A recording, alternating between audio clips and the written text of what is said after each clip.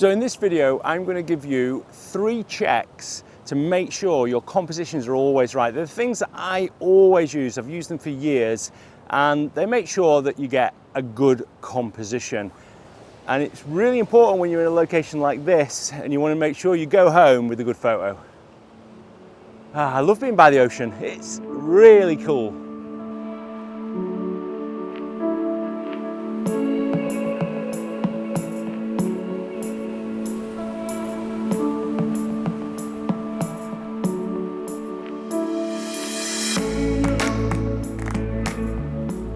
Oh, morning everybody, fantastic to see you all again.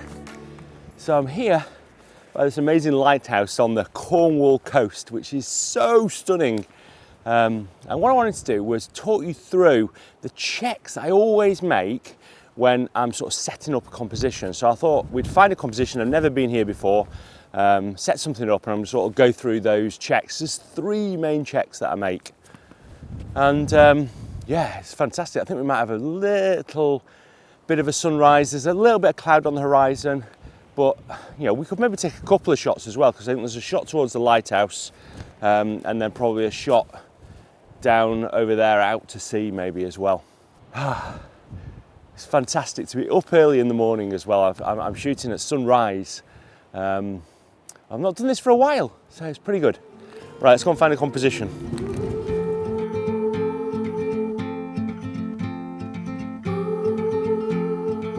It's nice down here because it's not quite as windy as it was up on the head.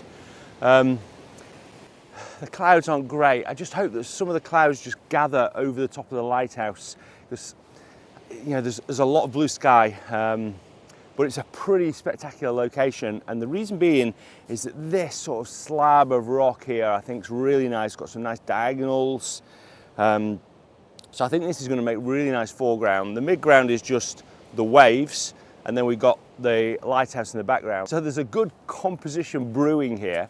It's just a question now of deciding what I want to do and how I want to work on it a little bit. So the first thing I do, you know, this isn't one of the checks, so the first thing I do when I get to a location is just sort of try and look around and try and find a composition with my phone really. And I think in this particular shot, I think it's going to be a portrait shot. So it's going to be something that's sort of using, you know, these sort of rocks in the foreground. So what I'm going to do is I'm going to try and find a shot, and then I'll set it up, and then I'll go through those 3 checks that I always make.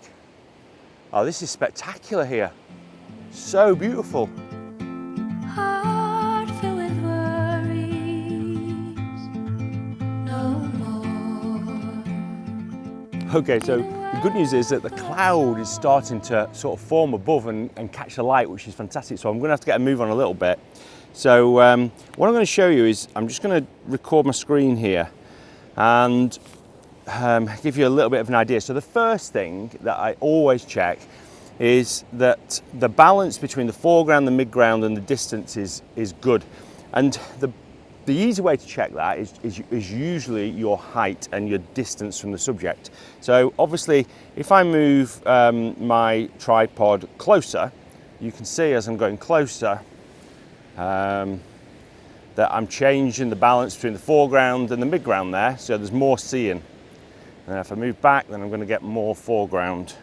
So moving forwards and back is going to make, you know, a reasonable difference to that balance, especially in a scene like this where you've got a bit of a drop off.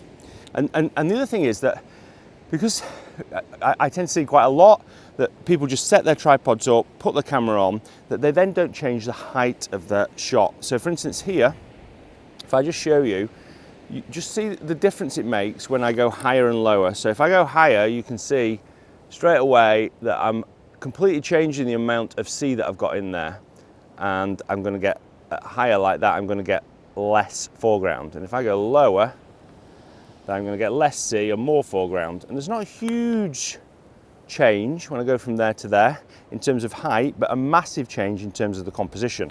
So I feel that where I've got it here is a reasonable balance between the two.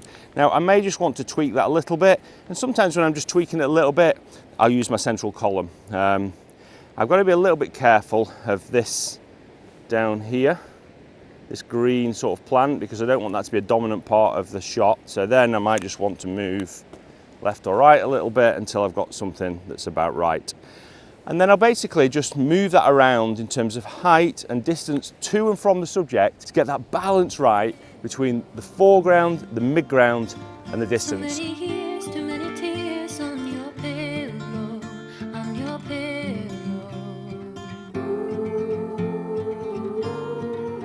Right, I think I've found a pretty good composition down here. I played around with that one up there that I showed you, the height check. But I think I found one here that's a little bit better, with there's a plant in it as well. So I'll just sort of go through it with you, and I'll talk about my second check. So I've got the composition here where I'm using this plant down here, and then I've got these sort of nice rocks up here, and then a little bit more of the coast and the water, and then obviously the lighthouse, and then the clouds that are going past, and they continue going past, which is good. I don't think I'm going to get any amazing light because it's past sunrise now, and the clouds sort of lit up for a second, but then nothing really happened. But it's still pretty amazing, so I'll still be able to get a good shot, I should think, and the reflected light on these rocks is really good. But my second check that I always make is the edges of an image. And also, as part of that, just to make sure I've not got too much in the image, or things that I've got in the image that don't need to be in the image, because it's always good to try and minimize things in the image. I think the less in a photo is usually better than more in a photo. So one of the ways to do that is you can just go around the edges and check. So for instance, in this here, you can see that at this edge, then there's maybe a bit of an issue, because if I go a little bit wider, can you see there's this sort of diagonal here? So I might need to include that and change my composition a little bit. And then if we go this way, then at this edge, there's two things I've got to be aware of. This rock down here, which I'm not 100% sure about, it might work. And then the edge of this, I need to give it a little bit of space. I don't want to be super tight there, because that's not going to work, I don't think. So I need to give it a little bit of space. So to do that, I'm probably going to have to move my camera backwards and forwards again, and just think about those edges as well as thinking about the foreground. But also in my arsenal, I've got focal length then as well, so I can change the focal length. Right, I'll set this up, and when I've got the composition that I think's right, then I'll tell you about the last check that I make. Oh, this ocean here is so good. Really important, the shutter speed for this. I think I'm probably going to go with about half a second, because I think that'll work really well for this water. Don't you wait until the morning light, the morning light. Far away. Okay, we've done the first two things. So what's the last thing that I check before I make that final composition?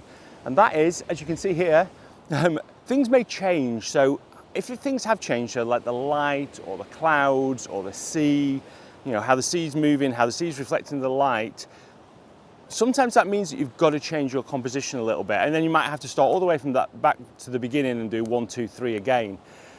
But don't get stuck in setting something up, checking everything's right, but then the clouds might have changed, and it might mean that you need to put a wider angle lens on to get more clouds, or something might need to change, because it's better changing it now, getting the right shot and going through those steps again, than just sticking with what you have and not making the most of the conditions, which is what I'm going to be doing in a minute, because the clouds are epic, absolutely epic.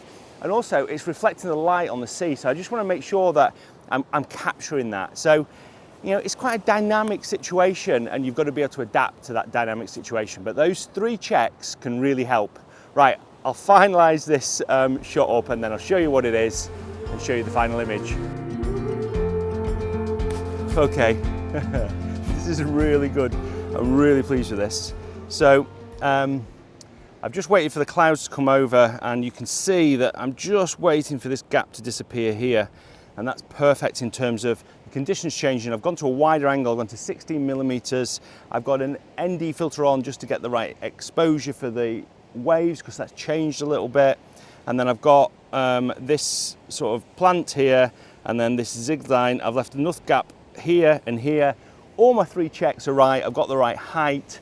All I need to do now is take the shot. This is going to be epic. The light is perfect. So I'm going to put the camera down over here, and we'll just grab the shot. Here we go. Just check everything, make sure I've not made a stupid mistake. We may have it all, up the ladder, down the wall, different mysteries, full life mixed with tears. We are happy most of the time, and we get along better than fine. Left and right we braid, through the ups and downs we sway. It's easy either way.